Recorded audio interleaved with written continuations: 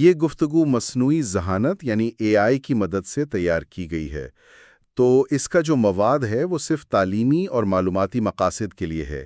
ہو سکتا ہے کہ یہ مصنف کے اصل ارادے یا کتاب کی گہرائی کا پوری طرح احاطہ نہ کرے۔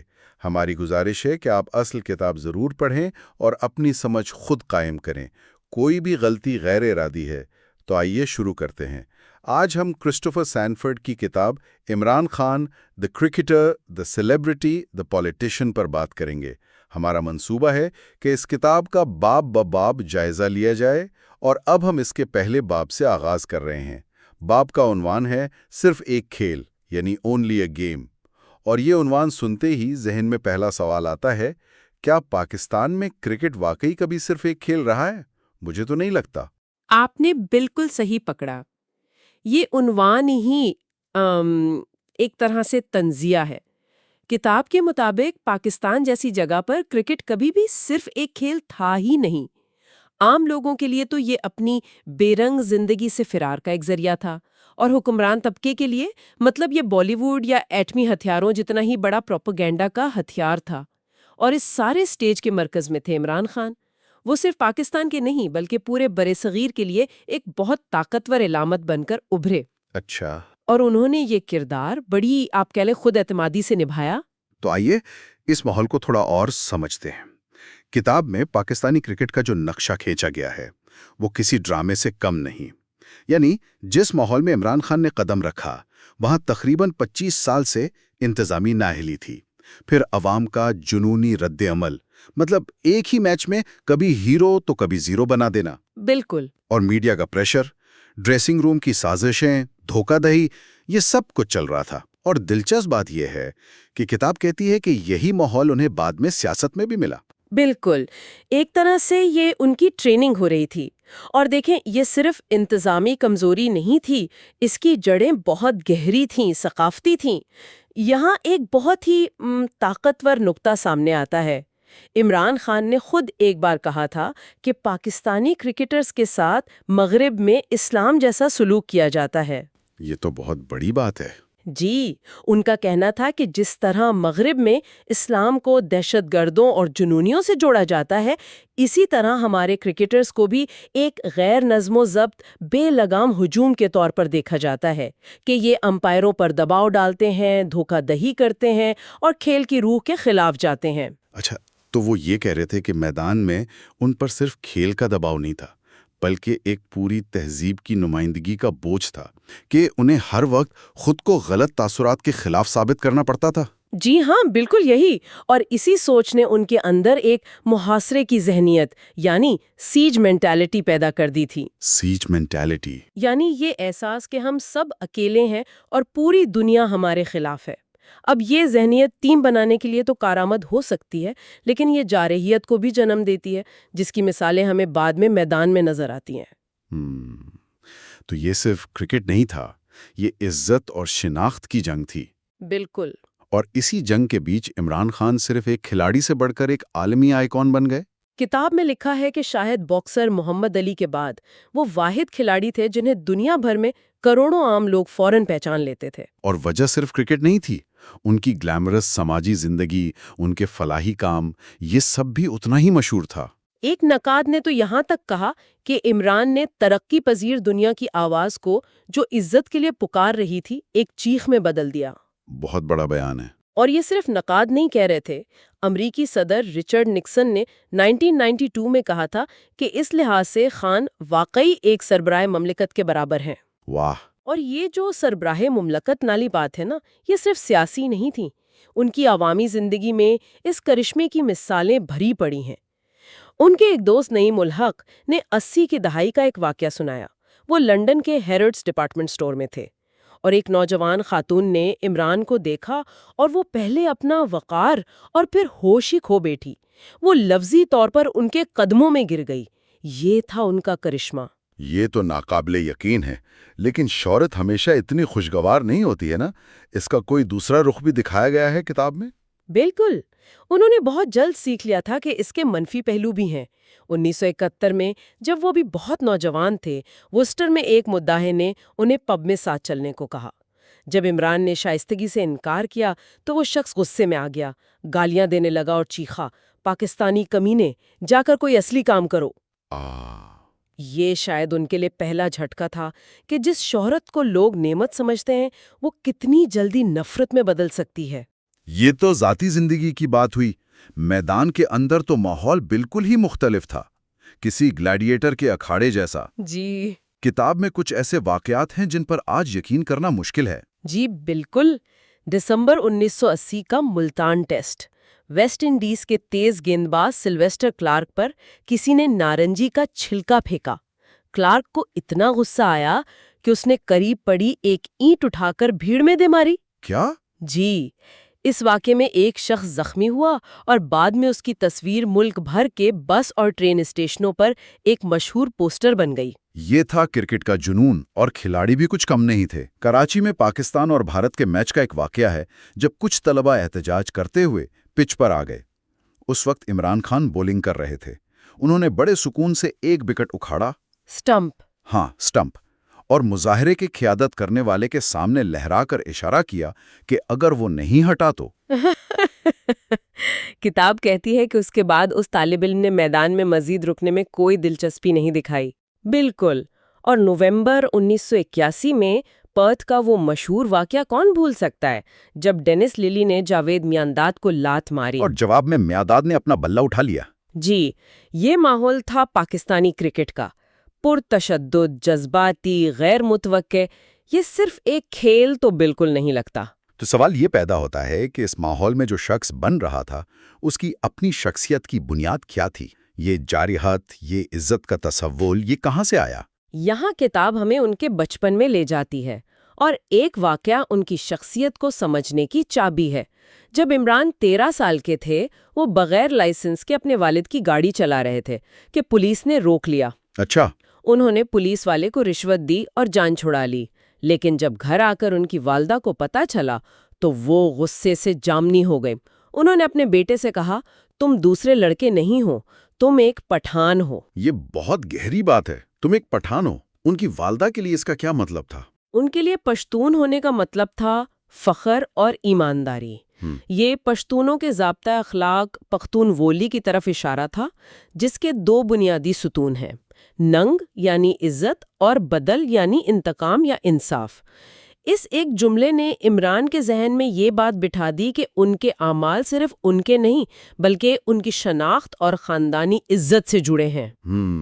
تو ذاتی زندگی بھی صرف ایک کھیل نہیں تھی بلکہ عزت کا معاملہ تھا۔ بالکل۔ اور یہ واقعہ ان کے پس منظر پر بھی روشنی ڈالتا ہے نا؟ مطلب ایک 13 سال کا لڑکا گاڑی چلا رہا ہے، اس کے پاس رشوت کے لیے پیسے ہیں۔ بالکل نہیں، یہ کہانی ان کے مراعات یافتہ پس منظر کو بھی عیاں کرتی ہے۔ وہ لاہور کے پوش علاقے زمان پاک میں رہتے تھے، ایک ایسے وقت میں جب زیادہ تر پاکستانی پیدل سفر کرتے تھے۔ ان کے گھر میں گاڑی، ڈرائیور اور 4 نوکر تھے۔ تو ایک طرف پختون وولی کے غیرت کا سبق تھا اور دوسری طرف ایک اشرافیہ کی زندگی۔ ان دونوں چیزوں نے مل کر ان کی شخصیت کو تشکیل دیا۔ اور یہ صرف خاندانی پس منظر نہیں تھا۔ جس دور میں وہ پیدا ہوئے وہ خود پاکستان کے لیے ایک بہت ہنگامہ خیز وقت تھا۔ جی، ان کی پیدائش 5 اکتوبر 1952 کو ہوئی، پاکستان کے پہلے ٹیسٹ میچ سے صرف 11 دن پہلے۔ یہ تو ایک علامتی بات ہے۔ جی، لیکن سیاسی طور پر ملک بہت غیر مستحکم تھا۔ بانی پاکستان کا انتقال ہو چکا تھا، وزیر اعظم لیاقت علی خان کو 1 سال پہلے قتل کر دیا گیا تھا، ملک ابھی تک تقسیم کے زخموں سے چور تھا۔ عمران ایک ایسی دنیا میں پیدا ہوئے جو شدید بحرانوں سے گزر رہی تھی۔ تو اس سیاسی افراتفری کا کرکٹ پر کیا اثر پڑا؟ کیا یہ دونوں دنیا الگ تھیں؟ یہی تو سب سے اہم نکتہ ہے۔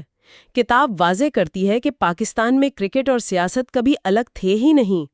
جو افراتفری ملک میں تھی وہی کرکٹ بورڈ میں بھی نظر آتی تھی۔ عمران نے خود اپنی سوانی عمری میں لکھا، اور یہ اقتباس بہت اہم ہے۔ بہت کچھ طاقتور افراد کی مرضی پر منحصر ہے، اقربا پروری اور جانبداری عروج پر ہے، اور بدقسمتی سے تعمیری تنقید پر ان کا رد عمل کبھی بھی متاثر کن نہیں رہا۔ یہ تو ایسا لگتا ہے جیسے وہ کرکٹ بورڈ نہیں بلکہ ملک کی سیاست پر تبصرہ کر رہے ہوں۔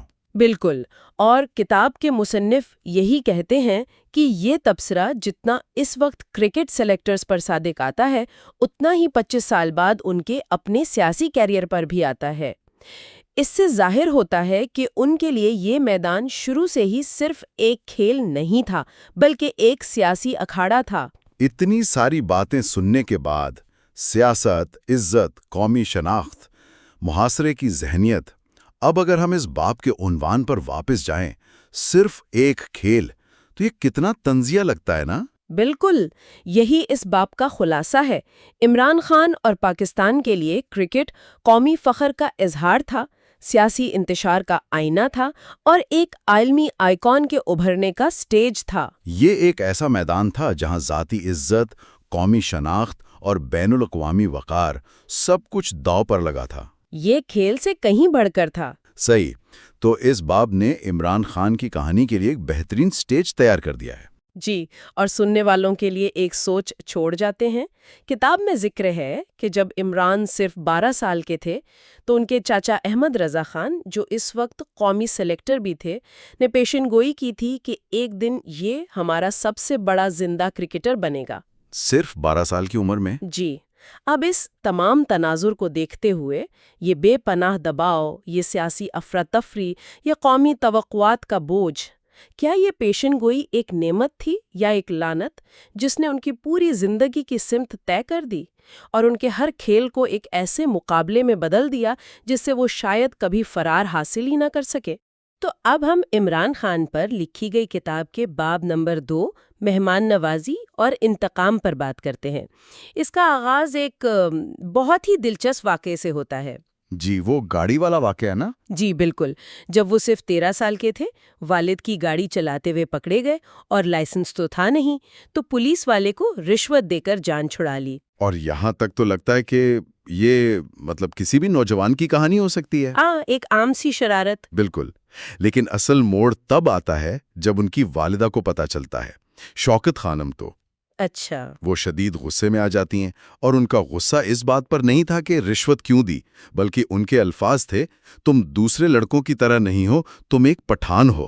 واو، یہ تو بہت گہری بات ہے۔ جی، تو مصنف کے لیے یہ صرف ایک اخلاقی سبق نہیں تھا، یہ ایک طرح سے شناخت کا بحران تھا ان کے لیے۔ بالکل، یہی مصنف کا مرکزی نقطہ ہے کہ ان کی والدہ نے اسے ایمانداری سے نہیں بلکہ پشتون شناخت کے فریم ورک سے دیکھا۔ صحیح۔ اور یہیں سے بات پشتون ولی کی طرف جاتی ہے، جو پشتون قبائلی ضابطہ اخلاق ہے۔ اچھا، پشتون ولی، اس کے جو بنیادی اصول ہیں؟ جی، 3 بنیادی اصولوں پر یہ قائم ہے: ننگ یعنی عزت و غیرت، جی، بدل یعنی انتقام، اور ملمستیا یعنی مہمان نوازی۔ اور بدل کا تصور تو بہت سخت ہے نا؟ عزت پر کیے گئے وار کا جواب دینا لازمی ہے۔ لازمی ہے۔ اس ضابطے کے مطابق اگر آپ کی عزت پر حملہ ہو اور آپ بدلہ نہ لیں تو آپ کی کوئی حیثیت نہیں رہتی۔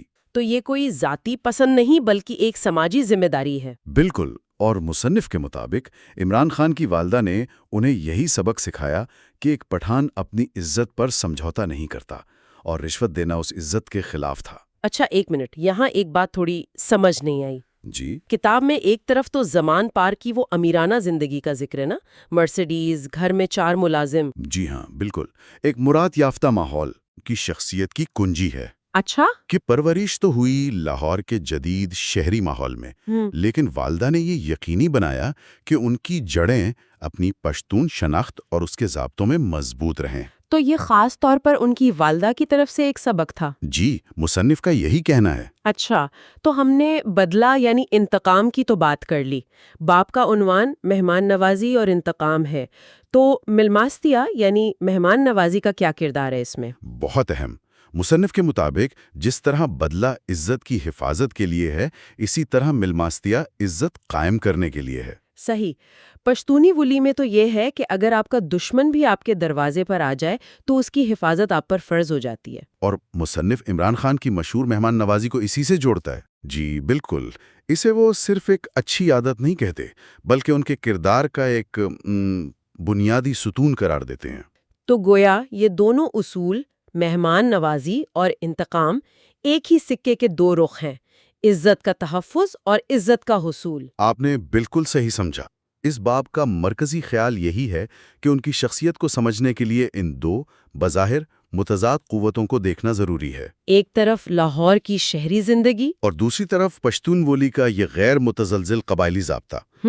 اور یہی سوچنے کی بات ہے کہ عزت، مہمان نوازی اور بدلے کے یہ گہرے اسباق ان کی کرکٹ کے میدان سے لے کر وزارت اعظم تک کے سفر میں ان کے فیصلوں پر کیسے اثر انداز ہوئے ہوں گے، یہ سوال مصنف پڑھنے والے کے لیے چھوڑ دیتا ہے۔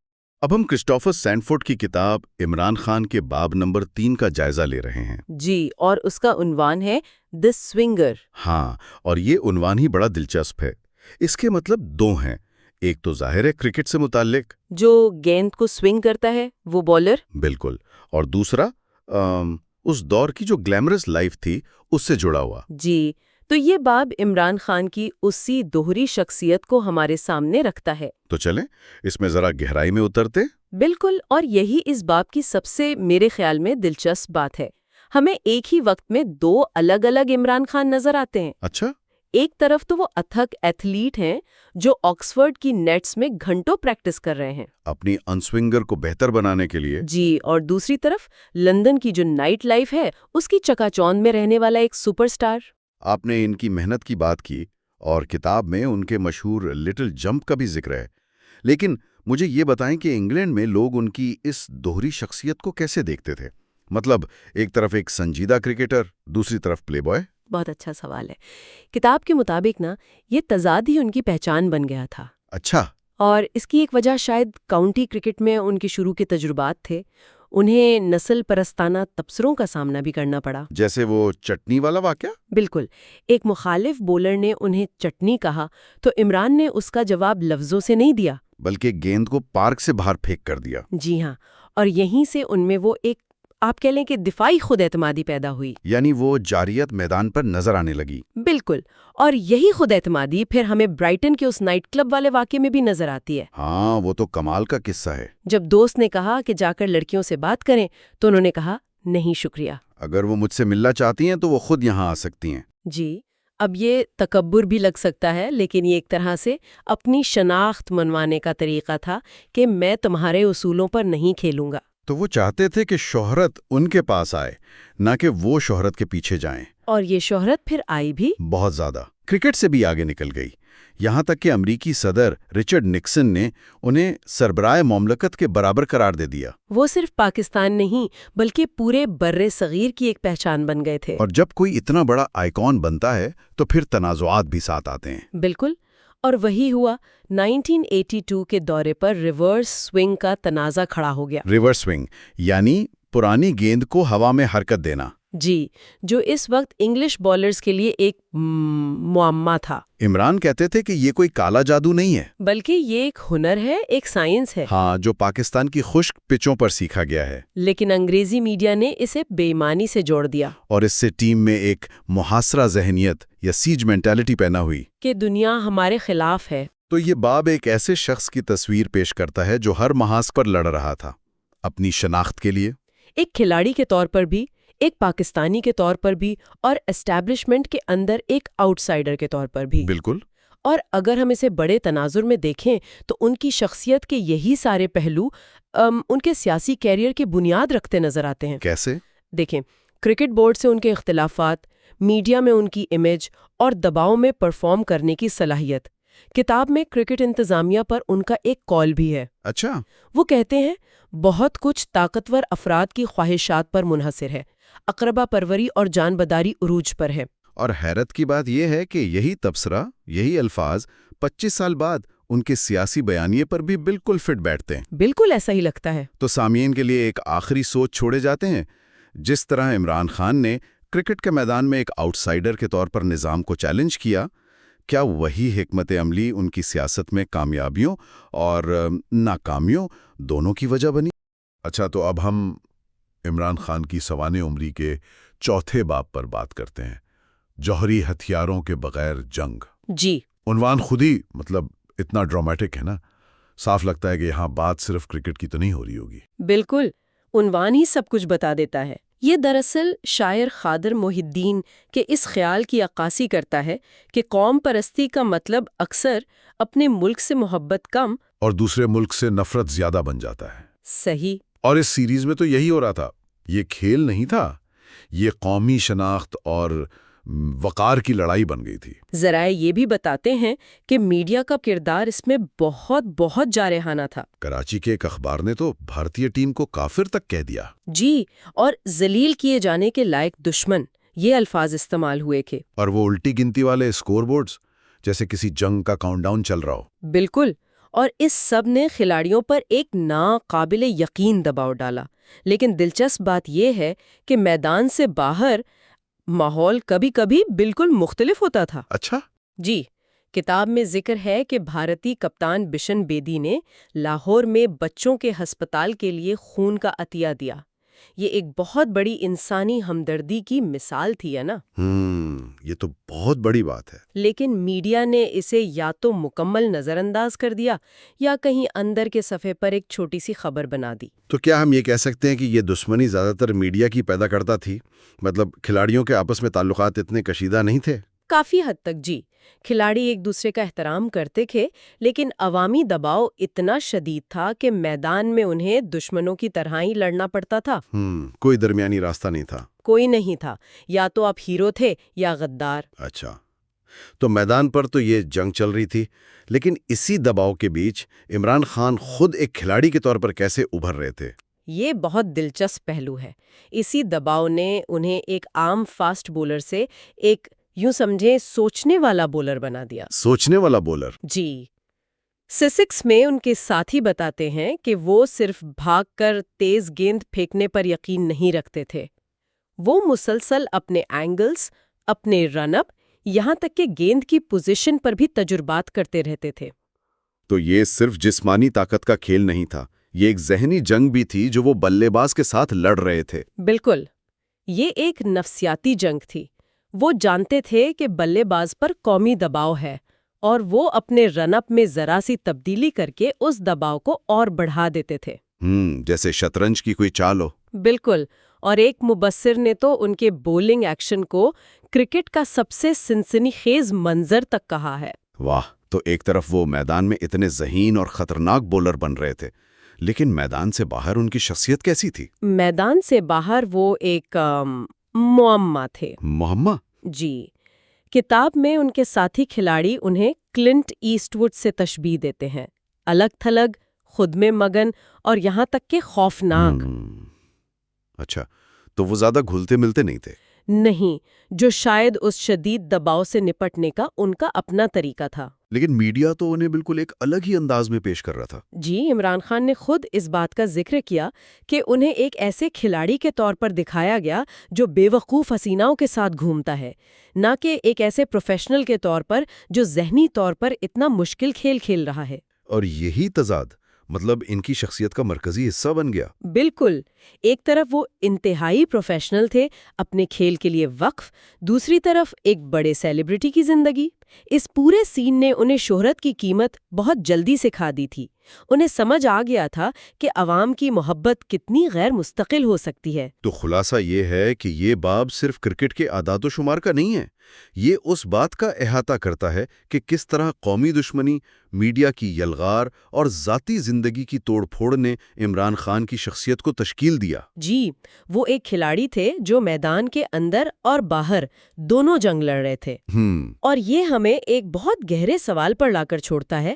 کتاب میں ذکر ہے کہ اس ماحول میں کھلاڑیوں کو کامیابی پر دیوتا بنا دیا جاتا تھا اور ناکامی پر شیطان۔ بالکل، تو جب ایک شخص کو عوام کی طرف سے اس قدر شدید اور متضاد رد عمل کا سامنا ہو تو یہ تجربہ اس کی شخصیت پر کیا مستقل اثرات مرتب کرتا ہے، خاص طور پر جب وہی شخص بعد میں سیاست کی غیر یقینی دنیا میں قدم رکھتا ہے۔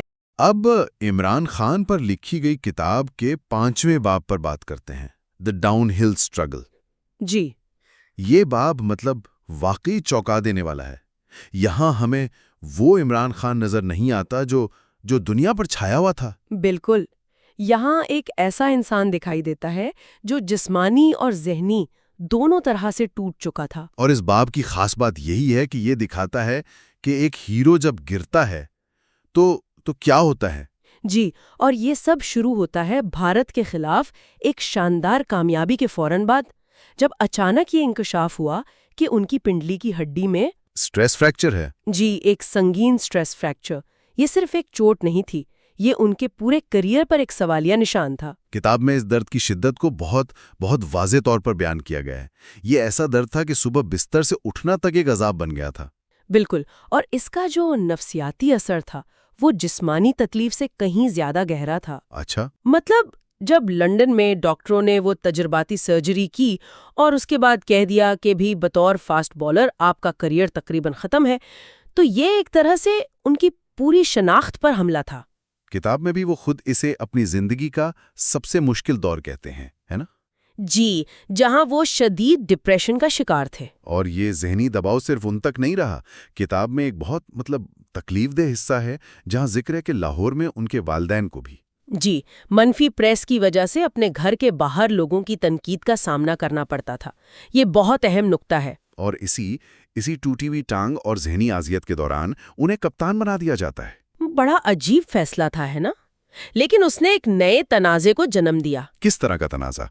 کتاب بتاتی ہے کہ کرکٹ بورڈ کی انتظامیہ انہیں ایک وہ کہتے ہیں نا ڈسرپٹیو ایلیمنٹ سمجھتی تھی، ایک خلل ڈالنے والا عنصر۔ لیکن کیا کتاب اس پر بھی روشنی ڈالتی ہے کہ بورڈ کا یہ خیال کس حد تک درست تھا؟ کیا وہ واقعی نظام میں خلل ڈال رہے تھے یا یہ صرف انتظامیہ کی اپنی نااہلی چھپانے کا ایک طریقہ تھا؟ دیکھیں، کتاب کے مطابق یہ دو طرفہ معاملہ تھا۔ عمران خان بورڈ کے عہدیداروں کو نااہل اور کرکٹ سے آپ کہہ لیں کہ ناواقف سمجھتے تھے، اور بورڈ انہیں ضدی اور سمجھوتا نہ کرنے والا سمجھتا تھا۔ بالکل، تعلقات اتنے خراب تھے کہ ایک سرکاری اہلکار نے اس صورتحال کو ڈاکٹر فرینکنسٹائن اور اس کے افریت سے تشبیہ دی۔ ارے باپ رے، یہ تو بہت شدید الزام ہے۔ یہ صرف کوئی انتظامی اختلاف نہیں، یہ تو کردار کشی کی حد تک بات جاری ہے۔ جی بالکل، اور یہاں صرف ضد کی بات نہیں تھی۔ کتاب یہ اندیا دیتی ہے کہ یہ عمران خان کے لیے اسٹیبلشمنٹ کے خلاف لڑنے کا پہلا ٹریننگ گراؤنڈ تھا۔ اچھا۔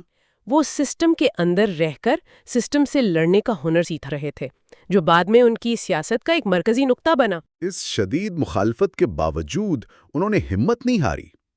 1983 کے ورلڈ کپ میں صرف ایک بلے باز کی حیثیت سے کھیلنا، جی، جبکہ وہ اپنی بولنگ کے عروج پر تھے، یہ ان کی ذہنی پختگی کی ایک بہت بڑی مثال ہے۔ اور پھر آسٹریلیا جا کر نیو ساؤتھ ویلز کے لیے کھیلنے کا فیصلہ، یہ صرف فارم کی بحالی نہیں تھی، یہ اس بات کا اعلان تھا کہ وہ ہار نہیں مانیں گے۔ یہ جدوجہد ان کی شخصیت کا ایک اہم حصہ بن گئی۔ تو خلاصہ یہ ہے کہ یہ جو ڈھلان کا سفر تھا، یہ صرف ایک مشکل دور نہیں تھا، بلکہ یہ ان کی شخصیت کو بنانے والا ایک تجربہ تھا۔ بالکل، اس نے انہیں صرف ایک کھلاڑی سے ایک فائٹر میں تبدیل کر دیا، ایک ایسا فائٹر جو اسٹیبلشمنٹ سے ٹکرانے کا حوصلہ رکھتا تھا۔ جی، اور یہی بات ہمیں ایک بڑے سوال کی طرف لے جاتی ہے۔ وہ کیا؟ کہ کیریئر ختم کر دینے والی چوٹ کا درد، عوام کی تنقید اور ایک مخالف انتظامیہ سے لڑائی کا یہ تجربہ، کیا یہی وہ بھٹی تھی جس نے انہیں مستقبل کی سیاست کے ان چیلنجز کے لیے تیار کیا جو اس سے کہیں زیادہ بڑے اور بے رحم ہونے والے تھے؟ یہ ایک سوچنے کی بات ہے۔ ابھی ہم کرسٹوفر سینفورڈ کی کتاب عمران خان کے چھٹے باب پر بات کر رہے ہیں۔ جی، کیپٹن اینڈ کرو۔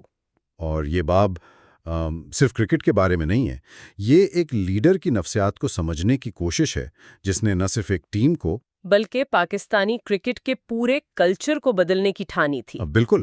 اور کتاب یہ بہت واضح کرتی ہے کہ یہ تبدیلی آسان نہیں تھی، یہ تصادم کے بغیر ممکن ہی نہیں تھی۔ اچھا۔ عمران خان کا کپتانی کا فارمولا ہی سٹیٹس کو چیلنج کرنے پر مبنی تھا۔ انہوں نے آتے ہی دو محاذ کھول دیے، ایک بورڈ کے خلاف اور دوسرا ٹیم کے اندر۔ تو جب انہوں نے کپتانی سنبھالی، انہیں ایک ایسی ٹیم ملی جو باصلاحیت تو تھی مگر غیر مستقل مزاج تھی۔ جی، تو کتاب بتاتی ہے کہ انہوں نے اس روایتی غیر متوقع دلکشی کو اجتماعی ذمہ داری سے بدلنے کا فیصلہ کیا۔ ہاں، لیکن یہ اتنا آسان نہیں تھا۔ بورڈ کے ساتھ ان کے تعلقات تو شروع سے ہی بہت کشیدہ تھے۔ صحیح۔ وسیم راجہ کا ایک کال ہے کہ عمران بورڈ کے لیے ایک خلل ڈالنے والا عنصر تھے۔ وہ بورڈ حکام کو نااہل سمجھتے تھے، ان کی مداخلت برداشت نہیں کرتے تھے۔ اور وہ مشہور واقعہ بھی تو ہے، ڈریسنگ روم والا۔ جی بالکل، جب انہوں نے بورڈ سیکریٹری کو یہ کہہ کر باہر نکال دیا تھا کہ یہ کھلاڑیوں کے کام کرنے کی جگہ ہے، گپ شپ کی نہیں۔ یہ تو ایک بہت بڑا اعلان تھا۔ بالکل، یہ ایک اعلان تھا کہ اب اصول کپتان طے کرے گا، انتظامیہ نہیں۔ اچھا، بورڈ کے ساتھ تو یہ بے باکی سمجھ آتی ہے، لیکن ڈریسنگ روم کے اندر کا ماحول کیسا تھا؟ وہاں بھی صورتحال کچھ ایسی ہی تھی۔ وہ کوئی بہت شفیق یا گرم جوش کپتان نہیں تھے۔ یعنی کھلاڑیوں کے ساتھ بھی فاصلہ تھا؟ جی، کتاب کہتی ہے کہ ٹیم کا رد عمل محبت سے زیادہ احترام اور خوف پر مبنی تھا۔ جاوید میانداد، ظہیر عباس، سرفراز نواز، ان جیسے بڑے ناموں سے ان کے اختلافات سامنے آئے۔ تو کیا وہ سینئرز کو بھی اسی پرانے نظام کا حصہ سمجھتے تھے؟ ایسا ہی لگتا ہے، لیکن یہاں ایک بہت دلچسپ تضاد ہے۔ ایک طرف وہ سینئرز کو چیلنج کر رہے تھے اور دوسری طرف وہ نئے ٹیلنٹ کے سب سے بڑے سرپرست تھے۔ بالکل، یہ بات واقعی حیران کن ہے۔ سلیکٹرز کی مخالفت کے باوجود وقار یونس اور عاقب جاوید جیسے نوجوانوں کو ٹیم میں لانا اور پھر انہیں کھل کر سپورٹ کرنا، اس کے پیچھے کیا سوچ تھی؟ میرے خیال میں یہ ایک سوچی سمجھی حکمت عملی تھی۔ وہ ایک ایسی ٹیم بنانا چاہتے تھے جو ان کے ویژن کے مطابق ہو، جارحانہ، بے خوف اور کپتان کی وفادار۔ اچھا، تو یہ ایک نئی ثقافت کی بنیاد تھی۔ جی، اور مشتاق احمد والے واقعات تو ان کی شخصیت کے بالکل مختلف پہلو دکھاتے ہیں نا؟ جی، بہت دلچسپ ہے۔ ایک طرف اصول پسندی کی انتہا کہ مشتاق کو اپنا بیگ اٹھانے سے روک دیا، اور کہا کہ میرے 2 ہاتھ اور 2 ٹانگیں ہیں، میں اپنا سامان خود اٹھاتا ہوں۔ اور پھر دوسری طرف ان کی نفسیاتی سمجھ بوجھ۔ جب مشتاق نے ایک میچ میں خراب کارکردگی دکھائی، ہاں، تو انہوں نے ڈانٹنے کے بجائے سب کے سامنے کہا تم نے بہت شاندار بولنگ کی۔ یہ صرف حوصلہ افزائی نہیں تھی، یہ ایک پیغام تھا کہ کپتان اپنے کھلاڑی کے ساتھ کھڑا ہے۔ اس سے کھلاڑی کو ایک تحفظ کا احساس ملتا ہوگا۔ بالکل۔ اور پھر آتا ہے 1992 کا ورلڈ کپ فائنل، ان کی کپتانی کا سب سے بڑا لمحہ۔ جی، لیکن جیت کے بعد جو ہوا وہ شاید ان کی قیادت کی سب سے بڑی مثال بھی ہے اور سب سے بڑا تنازع بھی۔ ان کی وکٹری سپیچ، ہاں، وہ ایک فیصلہ کن لمحہ تھا۔ انہوں نے میزبانوں، سپانسرز یا اپنی ٹیم کا شکریہ ادا کرنے کے بجائے تقریر کو کینسر ہسپتال کے لیے فنڈ ریزنگ پر مرکوز کر دیا۔ اور اس بات پر ساتھی کھلاڑیوں کا رد عمل کیسا تھا؟ کتاب کے مطابق جاوید میانداد اور رمیز راجہ جیسے کھلاڑی شدید مایوس ہوئے۔ انہیں لگا کہ ٹیم کی جیت کو کپتان نے اپنے ذاتی مشن کے لیے استعمال کر لیا۔ تو کیا یہ کہا جا سکتا ہے کہ ان کے لیے ٹیم کی جیت بھی ایک بڑے مقصد کا ذریعہ تھی؟ میرے خیال میں بالکل۔ یہ واقعہ ان کی شخصیت کا خلاصہ ہے۔ ان کے اندر ایک شدید یکسوئی تھی۔ ورلڈ کپ جیتنا ایک بہت بڑا کارنامہ تھا، لیکن ان کے ذہن میں اگلا ہدف ہسپتال تھا۔ تو کپتان پر ان کا ذاتی مشن حاوی ہو گیا؟ جی، تو ہم یہ دیکھتے ہیں کہ ان کی کامیابی کا فارمولہ ہی تصادم اور یکسوئی پر مبنی تھا۔ وہ پرانے نظام کو توڑ کر ہی نیا نظام بنانا چاہتے تھے۔ اور آخر میں سامعین کے لیے ایک سوچ چھوڑ جاتے ہیں۔ یہ شدید، یکسو اور بعض اوقات متنازع قائدانہ انداز، جس نے کرکٹ میں بے پناہ کامیابی تو دلائی مگر اندرونی خلفشار بھی پیدا کیا، کیا یہ ان کے آنے والے سیاسی کیریئر کا ایک عکس نہیں تھا؟ چلیں اب کرسٹوفر سینڈفورڈ کی کتاب عمران خان، دی کرکٹر، دی سیلیبریٹی، دی پولیٹیشین کے 7ویں باب یعنی دی کنٹراسٹ پرنسپل پر بات کرتے ہیں۔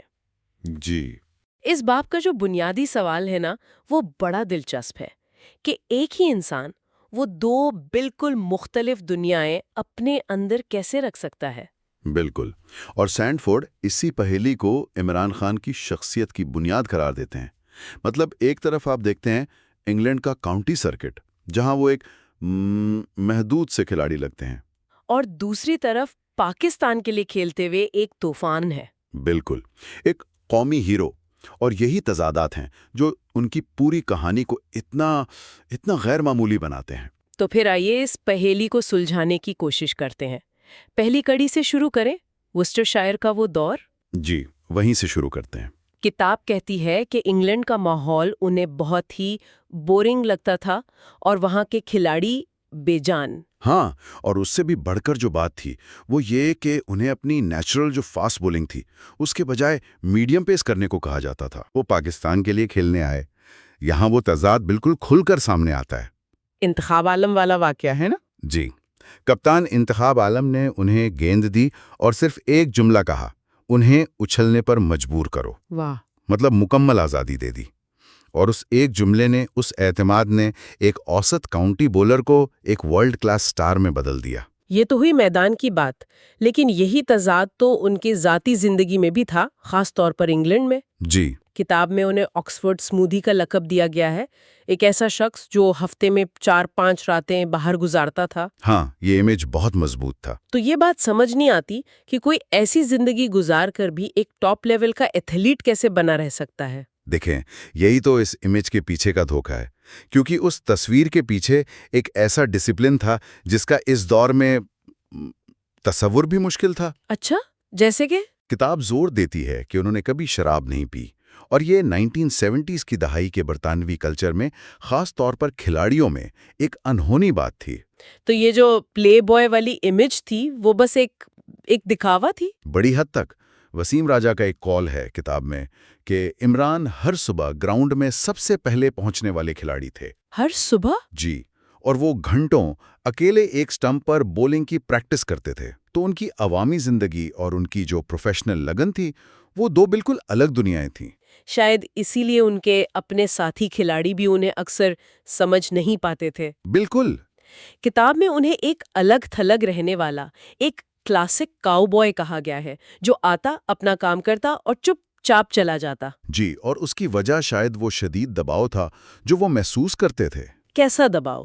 عمران خان کا اپنا ایک قول ہے کہ مغرب میں پاکستانی کرکٹرز کے ساتھ اسلام جیسا سلوک کیا جاتا ہے، مطلب ایک غیر منظم ہجوم سمجھا جاتا ہے۔ بالکل۔ تو ہو سکتا ہے کہ یہ جو الگ تھلگ رہنا تھا، یہ اس ماحول سے خود کو بچانے کا ایک طریقہ تھا، جو ان کی عوامی مقبولیت سے بالکل الٹ تھا۔ جی، جہاں لوگ ان کی ایک جھلک کے دیوانے تھے۔ تو جب ہم ان سب ٹکڑوں کو جوڑتے ہیں تو ایک بہت ہی پیچیدہ تصویر بنتی ہے۔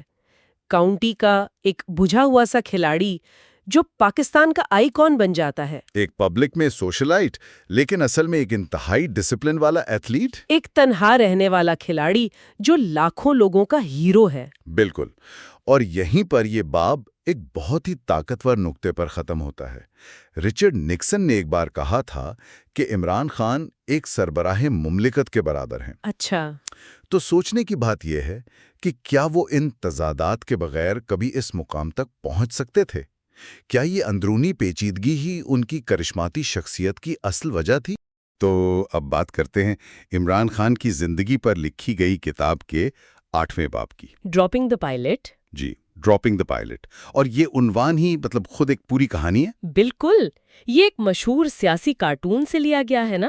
ہاں، 1890 کا برطانوی کارٹون جس میں جرمن چانسلر بسمارک کو جہاز سے اتارا جا رہا ہے۔ یعنی ایک عظیم رہنما جسے اب غیر ضروری سمجھا جا رہا ہے۔ بالکل، وہی استعارہ یہاں عمران خان کے لیے استعمال ہوا ہے۔ اور اس کی جو بنیاد ہے وہ بنتی ہے 1987 کے ورلڈ کپ سیمی فائنل سے، لاہور میں آسٹریلیا کے خلاف شکست۔ جی، اور وہ کوئی معمولی شکست نہیں تھی، مطلب ایک قومی سانحے جیسا ماحول تھا۔ قومی سانحہ ہی تھا۔ کہتے ہیں کہ تقریباً 10,000 لوگ سڑکوں پہ نکل آئے تھے، اچھا، دکانیں لوٹی گئیں، اور بس ایک ہی مطالبہ تھا، پوری ٹیم کو برطرف کیا جائے۔ اور اس آگ پر تیل ڈالا عمران کے پرانے ساتھی سرفراز نواز نے۔ ان کے الزام نے تو سب کچھ بدل دیا۔ بالکل، انہوں نے کہہ دیا کہ پاکستان یہ میچ جان بوجھ کر ہارا ہے، سٹے بازی کی وجہ سے۔ جی، اور اس ایک الزام نے پورے معاملے کو کھیل سے نکال کر ایک قومی سازش بنا دیا۔ اور اسی طوفان کے بیچ میں عمران نے ریٹائرمنٹ کا اعلان کر دیا۔ سب کو لگا کہ بس ایک دور ختم ہو گیا، کہانی ختم۔ لیکن اصل کہانی تو شاید یہیں سے شروع ہو رہی تھی، ان کی واپسی۔ سوال یہ ہے کہ کیوں؟ دیکھیں، ایک طرف تو کہا جاتا ہے کہ جنرل ضیاء الحق نے ذاتی طور پر درخواست کی تھی، لیکن عمران کی اپنی وجہ اس سے کہیں بڑی تھی۔ جی، بہت ذاتی اور بہت بڑی۔ وہ اپنی والدہ کی یاد میں کینسر ہسپتال بنانے کا جو عزم تھا نا، وہ شدید ہوتا جا رہا تھا۔ بالکل، اور وہ جانتے تھے کہ بطور کپتان ان کی واپسی ایک قومی ایونٹ بن جائے گی۔ یعنی یہ ایک طرح کی اسٹریٹجک واپسی تھی۔ ہاں، کہہ سکتے ہیں۔ مقصد صرف کرکٹ نہیں تھا، بلکہ کرکٹ کو استعمال کرنا تھا۔ عالمی توجہ حاصل کرنے کے لیے، فنڈز کے لیے۔ صحیح، اور یہیں سے وہ صرف ایک کھلاڑی سے ایک عوامی شخصیت بننا شروع ہوئے۔ اور یہ بات بھی دلچسپ ہے کہ پوری ٹیم اس مشن میں ان کے ساتھ کھڑی تھی۔ اجتماعی خواب بن گیا تھا، اور اس نئے عزم کا اثر ان کی کپتانی پر بھی نظر آیا۔ بہت زیادہ۔ 1988 کا ویسٹ انڈیز کا دورہ اس کی بہترین مثال ہے۔ ون ڈے سیریز تو بہت بری طرح ہارے، 5-0 سے۔ جی، لیکن ٹیسٹ سیریز میں جو انہوں نے لڑائی لڑی وہ کمال تھی۔ 10 سال میں ویسٹ انڈیز کو ان کی سرزمین پر ہرانے کے قریب پہنچ گئے تھے۔ اور عمران نے زخمی ہونے کے باوجود 23 وکٹیں لیں۔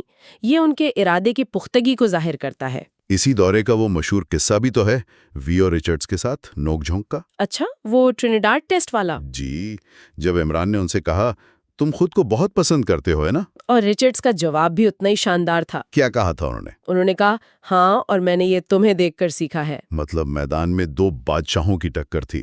بالکل، اور یہیں عمران کی قیادت میں وہ تبدیلی نظر آتی ہے۔ وہ ایک بے لچک یکسو رہنما بن چکے تھے۔ بے لچک کیسے؟ مطلب کوئی مثال؟ اسی دورے پر جب مینیجر نے کہا کہ ٹیم کو تھوڑا آرام دیتے ہیں، ساحل پر لے جاتے ہیں، تو عمران نے کیا کیا؟ انہوں نے پریکٹس سیشن دن میں 1 سے بڑھا کر 2 کر دیے۔ یعنی پیغام صاف تھا، اب آرام کا وقت ختم۔ جی، اب صرف کام ہوگا۔ تو خلاصہ یہ ہے کہ یہ باب صرف ایک کرکٹر کی ریٹائرمنٹ اور واپسی کی کہانی نہیں ہے، یہ وہ اہم موڑ ہے جہاں عمران خان ایک کھلاڑی سے قومی کاز والی عوامی شخصیت میں بدلنا شروع ہوئے۔ بالکل، ان کا مقصد اب صرف میچ جیتنا نہیں تھا، بلکہ ایک بہت بڑے خواب کو پورا کرنا تھا۔ اور یہ ہمیں ایک بڑے سوال پر سوچنے پر مجبور کرتا ہے۔ جی، کہ کتنی بار ایسا ہوتا ہے کہ کسی کھلاڑی کا ذاتی مشن قومی شناخت کے ساتھ اس طرح جڑ جائے کہ اس کی واپسی خود کھیل سے بھی بڑی بن جائے، خاص طور پر ایک ایسے ملک میں جو ہمیشہ اپنے ہیروز کی تلاش میں رہتا ہے۔ اب ہم کرسٹوفر سینفرڈ کی کتاب عمران خان دی کرکٹر، دی سیلیبریٹی، دی پولیٹیشین کے باب نمبر 9 پر بات کریں گے۔ اس کا عنوان بڑا ہی دلچسپ ہے۔ اگر وہ کہتے ہیں کہ وہ گیند کو دبا رہے تھے، ٹھیک ہے، وہ گیند کو دبا رہے تھے۔ یہ باب عمران خان کی زندگی کے ایک بڑے تضاد کو سامنے لاتا ہے۔ ایک طرف وہ کینسر اسپتال بنا کر قوم کے مسیحا بن رہے تھے، اور دوسری طرف ان کی ذاتی اور قانونی زندگی میں آپ کہہ لیں ایک طوفان آیا ہوا تھا۔ جی بالکل، اور مصنف ان تینوں چیزوں کو یعنی شوکت خانم ہسپتال، سیاست میں ان کی آمد اور پھر ان پر چلنے والے مقدمات ان کو بڑی خوبصورتی سے جوڑتا ہے۔ مطلب یہ الگ الگ کہانیاں نہیں ہیں، یہ سب مل کر اس عمران خان کو بنا رہی تھیں جسے ہم نے بعد میں سیاست کے میدان میں دیکھا۔ تو شروعات ایک بہت ہی مثبت کام سے ہوتی ہے، شوکت خانم ہسپتال۔ یہ صرف ایک عمارت نہیں تھی، یہ تو عمران خان کی عوامی شخصیت کا سنگ بنیاد تھا۔ کتاب اس کے پیچھے کے جذبے کو مسیحائی کہتی ہے، لیکن کیا مصنف یہ بھی بتاتا ہے کہ یہ خدمت کا جذبہ شروع سے ہی سیاسی تھا؟ یہ بہت اہم سوال ہے۔ دیکھیں، کتاب کے مطابق ہسپتال بنانے کا جذبہ تو خالصتاً ذاتی تھا، جو اپنی والدہ کی تکلیف سے پیدا ہوا، لیکن اس منصوبے نے انہیں پاکستان کے گلی کوچوں میں عوام سے جوڑ دیا۔ اس نے انہیں کرکٹ کے ہیرو سے بڑھ کر ایک سماجی رہنما کی شناخت دی۔ اچھا، تو جب انہوں نے سیاست میں قدم رکھا تو انہیں لگا کہ یہی مقبولیت ووٹ میں بدل جائے گی، لیکن 1997 کے الیکشن میں 0 نشاستیں ملنا وہ ایک بہت بڑا دھٹکا تھا۔ اس سے انہیں اندازہ ہوا کہ سیاست کا کھیل کرکٹ سے بہت مختلف ہے۔ تو ایک طرف عوامی زندگی میں یہ جدوجہد چل رہی تھی، اور دوسری طرف ان کی ذاتی زندگی بھی کسی ڈرامے سے کم نہیں تھی۔ جمائمہ گولڈ سمتھ سے شادی نے تو جیسے… بالکل، اس نے تو برطانوی اور پاکستانی میڈیا میں آگ لگا دی تھی۔ ہاں، ہر طرف بس اسی کی بات ہو رہی تھی۔ جی، عمر، ثقافت، مذہب، ہر چیز پر بات ہوئی۔ لیکن اس سے بھی بڑھ کر انہیں سنگین قانونی مقدمات کا سامنا کرنا پڑا۔ کیلیفورنیا میں والدیت کا دعویٰ، اور پاکستان میں وہ جو ٹائلوں کی سمگلنگ کا عجیب سا کیس تھا۔ ہاں، وہ ٹائلوں والا کیس۔ عمران خان ان مقدمات کو ہمیشہ اپنے سیاسی مخالفین کی چال سمجھتے تھے، اور شاید آپ کہہ سکتے ہیں اسی چیز نے ان کے اندر سیاسی لڑائی کا جذبہ مزید پختہ کیا۔ تو مطلب حملے ذاتی زندگی میں بھی ہو رہے تھے اور عوامی سطح پر بھی، لیکن شاید سب سے بڑا ڈرامائی موڑ تب آیا جب کرکٹ کا ایک پرانا معاملہ لندن کی ایک عدالت تک پہنچ گیا۔ ہاں، اور دلچسپ بات یہ ہے کہ یہ معاملہ بال ٹیمپرنگ کا نہیں تھا جیسا کہ عام طور پر سمجھا جاتا ہے۔ عمران نے اپنی کتاب میں مانا تھا کہ انہوں نے ایک بار بوتل کے ڈھکن سے گیند کو چھیڑا تھا، لیکن این بوتھم اور ایلن لیم نے ان پر حد کی عزت کا مقدمہ اس لیے کیا۔ اچھا، تو یہ حد کی عزت کا کیس تھا؟ جی بالکل، کیونکہ عمران نے مبینہ طور پر ان کے طبقاتی پس منظر اور ذہانت پر تنقید کی تھی۔ یعنی یہ کرکٹ سے زیادہ انا اور سماجی حیثیت کی جنگ بن گئی تھی۔ اور عدالت میں جو ہوا وہ تو کسی فلمی منظر سے کم نہیں لگتا۔ عمران خان نے قانونی طور پر اپنا دفاع واپس لے لیا، جس کا مطلب تھا کہ وہ کیس ہار گئے، لیکن پھر انہوں نے عدالت کے باہر آ کر جو کیا وہ کمال تھا۔ یہیں پر ہمیں عمران خان کی سیاسی حکمت عملی کی پہلی جھلک نظر آتی ہے۔ انہوں نے قانونی جنگ ہار کر بھی عوامی رائے کی جنگ جیتنے کا فن سیکھ لیا۔ عدالت سے باہر انہوں نے بوتھم کے کیریئر پر تنقید کی اور پھر وہ تاریخی جملہ کہا۔ اگر وہ کہتے ہیں کہ وہ گیند کو دبا رہے تھے۔ ٹھیک ہے، وہ دبا رہے تھے۔ اس ایک جملے سے انہوں نے قانونی شکست کو اخلاقی فتح میں بدل دیا۔ یہ مقدمہ ان کے لیے ایک طرح کی میڈیا ٹریننگ بن گیا، جو بعد میں ان کی سیاست میں بہت کام آیا۔ یہ حیران کن ہے، یعنی قانونی طور پر ہار کر بھی بیانیے کی جنگ جیت جانا۔ یہ تو آج کل کی سیاست میں ایک عام حکمت عملی لگتی ہے، لیکن اس وقت شاید یہ ایک نئی بات تھی۔ تو آخر میں یہ باب ہمیں بتاتا ہے کہ یہ دور عمران خان کی سیاسی شخصیت کی بنیاد بنا۔ ہسپتال نے انہیں عوام سے جوڑا، ذاتی حملوں نے انہیں سخت بنایا، اور اس مقدمے نے انہیں سکھایا کہ میڈیا اور عوامی تاثر کی جنگ کیسے لڑنی ہے۔ بالکل۔ اور یہیں پر ہم یہ سوچنے پر مجبور ہو جاتے ہیں کہ کیا عدالتوں اور میڈیا میں لڑی جانے والی ان ابتدائی لڑائیوں نے ہی عمران خان کو مستقبل کے سیاسی اکھاڑے کے لیے تیار کیا تھا؟ کیا یہی وہ بنیاد تھی جس پر ان کے آئندہ سیاسی کیریئر کی وہ عمارت کڑی ہوئی، جہاں تنازعات اور بحران ہمیشہ ان کے سفر کا ایک لازم و ملزوم حصہ بنے رہے؟ تو آئیے اب کتاب عمران خان دی کرکٹر، دی سیلیبریٹی، دی پولیٹیشین کے باب نمبر 10 آل راؤنڈر کا جائزہ لیتے ہیں۔ جی، اور یہ باب میرے خیال میں بہت اہم ہے۔ اہم اس لیے کہ یہ عمران خان کی شخصیت کے مختلف پہلوؤں پر روشنی ڈالتا ہے۔ یہ دکھاتا ہے کہ وہ صرف ایک کرکٹر نہیں تھے۔ بالکل، اور اس جائزے میں ہم یہی دیکھنے کی کوشش کریں گے کہ یہ سارے کردار، کرکٹر، سیلیبریٹی، فلاحی کارکن اور پھر سیاستدان، یہ آپس میں جڑے کیسے ہوئے تھے۔ مطلب کیا ایک کے بغیر دوسرا ممکن تھا؟ یہی سوال ہے۔ اچھا، ذرائع میں ایک بہت بڑا موازنہ کیا گیا ہے محمد علی کے ساتھ۔ جی، یہ بہت بڑا دعویٰ ہے۔ اور وہ اسے کچھ حیران کن قصوں سے ثابت کرتے ہیں۔ جیسے امریکی صدر رچرڈ نکسن نے کہا کہ خان کا درجہ تو ریاست کے سربراہ کے برابر ہے۔ یہ بہت بڑی بات ہے۔ اور لندن کے ہیرڈز ڈپارٹمنٹ سٹور والا واقعہ، جہاں ایک نوجوان خاتون انہیں دیکھ کر ہی بے ہوش ہو گئی تھی۔ یعنی یہ صرف سٹار پاور نہیں تھی، اس کے پیچھے کچھ اور بھی تھا۔ بالکل۔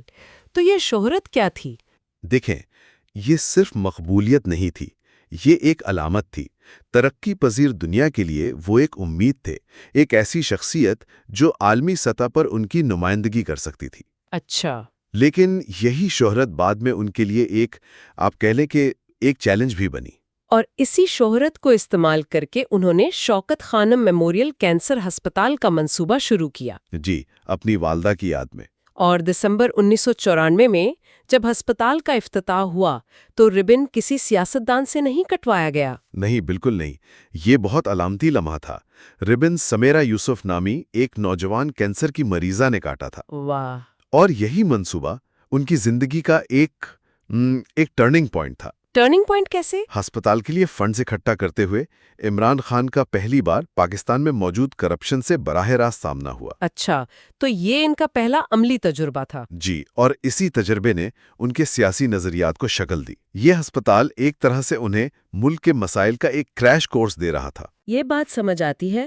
تو یہ نظام کے خلاف ان کی پہلی، آپ کہہ سکتی ہیں، اصل جنگ تھی۔ بالکل، اور اسی وجہ سے ان کا اگلا قدم تقریباً ناگزیر تھا، یعنی سیاست میں آنا۔ جی، انہوں نے تحریک انصاف بنائی، جس کا منشور 3 بنیادی نکات پر تھا: سماجی انصاف، قومی خود انحصاری اور کرپشن کے خلاف جنگ۔ ہاں، لیکن یہاں ایک بہت دلچسپ نقطہ ہے جو ذرائع نے اجاگر کیا ہے۔ وہ کیا؟ کہ اتنی زیادہ ذاتی مقبولیت کے باوجود ان کی جماعت کو اپنے پہلے الیکشن میں ایک بھی سیٹ نہیں ملی۔ ایک بھی نہیں؟ یہ تو حیران کن ہے۔ جی، اور یہ ناکامی ہمیں ایک بہت گہری بات سکھاتی ہے کہ لوگ تعریف تو کرتے تھے لیکن شاید اعتماد نہیں کرتے تھے۔ بالکل، لوگ انہیں کھیلتے دیکھنے کے لیے پیسے دیتے، ان کے ہسپتال کو چندہ دیتے، لیکن ملک کی باگڈور دینا ایک بالکل مختلف معاملہ تھا۔ اس کے لیے ایک الگ قسم کی ساخت چاہیے تھی۔ جی، جو انہیں ابھی بنانی تھی۔ شہرت نے انہیں میز پر جگہ تو دلا دی، لیکن انہیں یہ ثابت کرنا تھا کہ وہ وہاں رہنے کے مستحق ہیں۔ تو آخر میں یہ سارے کردار جڑے ہوئے تھے۔ اور یہی وہ سوال ہے جس پر غور کرنا چاہیے۔ کیا عمران خان کے یہ مختلف کردار، کرکٹر، سیلیبریٹی، فلاحی کارکن اور سیاستدان، واقعی الگ الگ تھے، یا ہر کردار اگلے کردار کے لیے ایک سیڑھی تھا؟ شاید سیاستدان عمران خان کا وجود ممکن ہی نہ ہوتا اگر وہ کرکٹر اور سیلیبریٹی نہ ہوتے۔ دیکھنے کا شکریہ۔ اگر آپ کو ہماری ویڈیو پسند آئی تو مزید ویڈیوز کے لیے فالو کریں۔